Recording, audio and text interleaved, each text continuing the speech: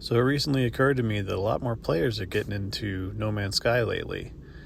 And the game had a rough start, but has actually had a really good run, and they've added a lot of features and updates, including these squid ships. So if you want to know how to get one, just stick with me and I'll guide you through how to get through the process. First and foremost, you're going to have to spend just a little bit of time getting through the early part of the story and unlock these portals, including getting the glyphs charged up with the materials required. As soon as you do that, let's just get on through and pick out whatever ship you want and get the coordinates plugged in. For this one, we're going to be chasing down the Yellow Squid Ship. So let me get the coordinates put in real quick and we'll move on our way. As soon as you do get through the portal, though, on the other side, your ship should be nearby. And when you do get through, get right over to your ship, and you're going to want to switch your starship view if you're like me and you normally have it in the third person or whatever, the view from behind, seeing your starship all the time. You can do that from your sub menu. I play on Xbox, and that's simply just hitting the down on the D-pad and moving over to switch starship view. As soon as you've done that, you'll see in the bottom left that you can see your coordinates of where you are, and right now mine says -29, -131. We have to get to -56, -102, I think it is. So that's for the Yellow Squid Ship, of course, on this planet.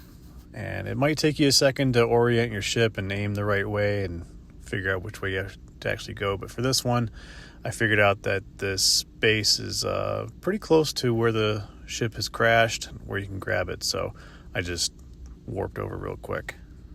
As soon as you get close, you're going to have to do a flyover. It may not be as easy as this one. You may not even know if you're in the right spot for sure, but I like to switch to the other starship view in case that is kind of troublesome. And oh my goodness, the ship is flying away.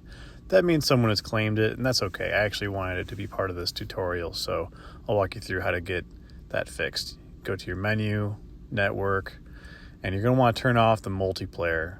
So that makes sure that nobody can grab it up while you're on location. And you're going to want to reload your save, and as soon as you do, the ship should be there. And there we are. There's the ship. So we'll go ahead and claim it. And as soon as I claim it, I'm going to have to repair it in order to move on. And if you don't have the materials required to get it repaired, at least to get it moving, you can do this later. Just hop back in your old ship, either summon your old ship unless it's parked nearby, and you can repair the ship later. It's still yours, even if you don't repair it right on site. It'll show up in your freighter.